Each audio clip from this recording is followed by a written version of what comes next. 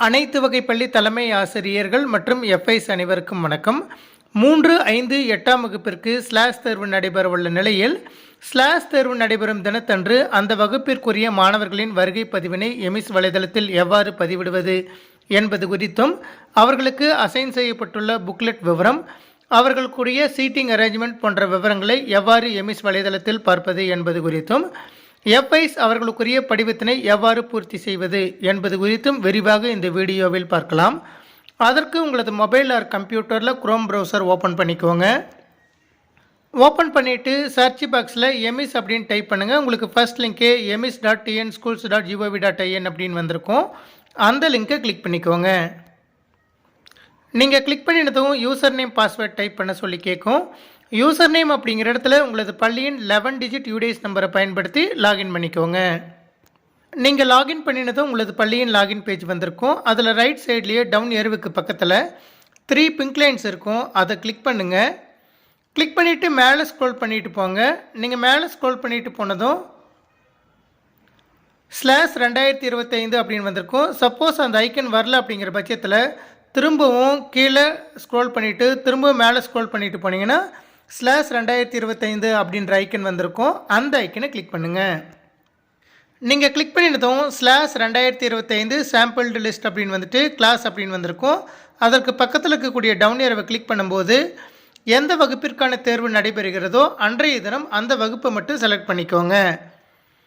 Select பண்ணினதுக்கப்புறம் மேலே scroll பண்ணிட்டு போனீங்கன்னா உங்களது பள்ளியில் அந்த வகுப்பில் பயிலக்கூடிய அனைத்து மாணவர்களுடைய எமிஸ் ஐடி, அவர்களுடைய பெயர், அதே போல் செக்ஷன், மீடியம், அவர்களுக்கு அசைன் செய்யப்பட்டுள்ள புக்லெட் விவரம் இதெல்லாமே வந்திருக்கும். டிஃபால்ட்டாக ஆக்ஷன் அப்படிங்கிற இடத்துல ப்ரெசன்ட் ஆப்சண்ட் வந்து உங்களுக்கு ஒயிட் கலரில் இருக்கும். அன்றைய தினம் மாணவர்கள் வருகை புரிந்திருந்தால் ப்ரெசன்ட் மேலே கிளிக் பண்ணுங்கள். நீங்கள் கிளிக் பண்ணினதும் அது க்ரீன் கலரில் மாறிடும். சப்போஸ் அந்த மாணவர் வருகை புரியவில்லை அப்படிங்கிற பட்சத்தில் ஏ அப்படிங்கிற லெட்டர் மேலே கிளிக் பண்ணுங்கள். உங்களுக்கு ஆப்சண்ட்டுக்கான கன்ஃபர்மேஷன் மெசேஜ் கேட்கும். அது எஸ் கொடுத்ததும் உங்களுக்கு அந்த ஆப்சண்ட்டான மாணவருடைய பெயருக்கு பக்கத்தில் ரெட் கலரில் ஏ அப்படின்னு மாறி வந்திருக்கும். இது போல் அனைத்து மாணவர்களுக்கும் ப்ரெசண்ட் ஆகிருந்தால் பி அப்படிங்கிறதையும், ஆப்சண்ட் ஆகிருந்தால் ஏ அப்படிங்கிறதையும் நீங்கள் கம்ப்ளீட் பண்ணி முடித்ததுக்கப்புறம் திரும்பவும் மேலே ஸ்க்ரோல் பண்ணிட்டு போனீங்கன்னா உங்களுக்கு க்ரீன் கலரில் ஒரு எக்ஸல் சிம்பிளும் ரெட் கலரில் ஒரு பிடிஎஃப் சிம்பிளும் வந்திருக்கும்.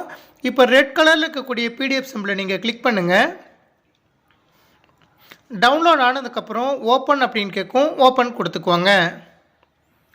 ஓப்பன் கொடுத்ததும் ஓப்பன் வித் அப்படின்னு கேட்கும். அதில் ட்ரைவ் பிடிஎஃப் வியூவர் இன்ஸ்டால் பண்ணியிருந்தீங்கன்னா அந்த அப்ளிகேஷன் வழியாக ஓப்பன் பண்ணிக்கோங்க. நீங்கள் ஓப்பன் கொடுத்ததும் சீட்டிங் பிளான் ஃபார் /2025 கிளாஸ் 3 அப்படின்னு வந்துட்டு உங்களது பள்ளியின் பேர் வந்திருக்கும். அதற்கு கீழே ஒவ்வொரு மாணவருக்கும் அவருடைய எமிஸ் ஐடி, அவர்களுடைய பெயர், அவர்களுக்கான புக்லெட் விவரம் வந்திருக்கும்.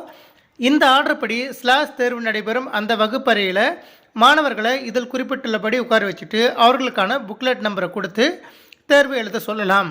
அடுத்ததாக எஃப்ஐஸ் தங்களுடைய படிவத்தினை பூர்த்தி செய்வதற்கு இந்த பேஜ்லேயே ஓப்பன் எஃப்ஐஸ் ஃபார்ம் அப்படின்ட்டு ப்ளூ கலரில் ஒரு பட்டன் கொடுத்துருப்பாங்க. அதை கிளிக் பண்ணுங்கள். கிளிக் பண்ணினதும் ஃபீல்டு இன்விஜிலேட்டர் டீட்டெயில்ஸ் அப்படின்னு வந்துட்டு ஸ்டார் போட்டு வந்திருக்கிற ஃபீல்டு எல்லாமே கம்பல்சரி ஃபில் பண்ணி ஆகணும். முதலாவதாக full name of the FI அப்படிங்கிற இடத்துல எஃப்ஐ தங்களுடைய பெயரை பூர்த்தி செஞ்சுக்கோங்க. அதன் பிறகு கான்டாக்ட் நம்பர் ஆஃப் எஃப்ஐ அப்படிங்கிற இடத்துல அவர்களுடைய கான்டாக்ட் நம்பரும், college name of the FI அப்படிங்கிற இடத்துல அவர்களுடைய காலேஜ் பேரும் டைப் பண்ணி முடித்ததுக்கப்புறம் முதலாவது கேள்வி is the school aware of the survey and FI arrival அப்படின்னு கொடுத்துருக்காங்க. இந்த பள்ளியில் சர்வே பற்றியும் அதே போல் எஃப்ஐ வருகை புரிவது குறித்தும் தகவல் தெரிந்திருந்தால் எஸ் போட்டுக்க சொல்லுங்கள். இல்லை அவேர்னஸ் இல்லை அப்படிங்கிற பட்சத்தில் நோ போட்டுக்கலாம். அதன் பிறகு ரெண்டாவது கேள்வியில் did HM principal provide proper access to school login in EMIS அப்படின்னு கொடுத்துருக்காங்க. எஃப்ஐஸ்க்கு வந்து ஹெச்எம் வந்து எமிஸ் வலைதளத்தில் வந்து அசஸ் பண்ணுறதுக்கான ப்ரொவிஷன் கொடுத்துருந்தாங்கன்னா எஸ் போட்டுக்கலாம். இல்லை ப்ரொவைட் பண்ணல அப்படிங்கிற பட்சத்தில் நோ கொடுத்துக்கலாம். அடுத்தது மூணாவது கேள்வியில் is a suitable room available specifically for /2025 அப்படின்னு கொடுத்துருக்காங்க. ஸ்லாஷ் தேர்வு நடைபெறுவதற்கு தனியாக ஒரு ரூம் ஒதுக்கீடு செய்யப்பட்டு இருந்தாங்கன்னா எஸ் கொடுத்துக்கலாம். இல்லைன்னா நோ கொடுத்துக்கலாம். அடுத்து நாலாவது கொஸ்டினில் did the survey room have benches, lightning and ventilation in proper condition அப்படின்னு கொடுத்துருக்காங்க. இந்த வசதியெல்லாம் இருந்தால் எஸ் கொடுத்துக்கலாம். இல்லைன்னா நோ கொடுத்துக்கலாம். அடுத்த ஐந்தாவது கேள்வி, was Dhar any interruption from school teachers HM staff during the survey நடைபெறும் போது ஆசிரியரோ அல்லது தலைமை ஆசிரியரோ குறுக்கீடு எதுவும் செய்திருந்தால் எஸ் கொடுத்துக்கணும், இல்லை அப்படின்ற பட்சத்தில் நோ கொடுத்துக்கலாம். அடுத்த 6வது கொஸ்டினில் was the school staff helpful in distribution and collection of question booklets and OMR sheets அப்படின்னு கொடுத்துருக்காங்க. பள்ளியின் ஆசிரியர்கள் ஸ்லாஷ் தேர்வின் போது புக்லெட் கொடுக்கறதுக்கும் ஓஎம்ஆர் ஷீட் வந்து கொடுத்து வாங்குவதற்கும் உதவிகரமாக இருந்தாங்கன்னா எஸ் போட்டுக்கோங்க, இல்லைன்னா நோ போட்டுக்கோங்க. அதன் பிறகு கிளாஸ் செக்ஷன் கொடுத்துட்டு தமிழ் அப்படின்னு கொடுத்துட்டு ப்ளீஸ் செலக்ட் டீச்சர் அப்படின்னு கொடுத்துருக்காங்க. அந்த டவுன் ஏரோவை கிளிக் பண்ணிவிட்டு 3ஆம் வகுப்பிற்கு யார் ஆசிரியரோ அந்த ஆசிரியருடைய பெயரை செலக்ட் பண்ணிக்கோங்க. செலக்ட் பண்ணி முடித்ததுக்கப்புறம் அடுத்த பாடத்திற்கு ப்ளீஸ் செலக்ட் டீச்சர் அப்படிங்கிற டவுன் ஏரோவை கிளிக் பண்ணிவிட்டு அந்த பாடத்திற்கான ஆசிரியர்கள் பெயர் காண்பித்தால் செலக்ட் பண்ணிக்கோங்க, இல்லைன்னா அதர்ஸ் அப்படிங்கிற ஆப்ஷனை செலக்ட் பண்ணிவிட்டு அந்த ஆசிரியருடைய 8 இலக்க எம்எஸ் ஐடியை டைப் பண்ணிக்கோங்க.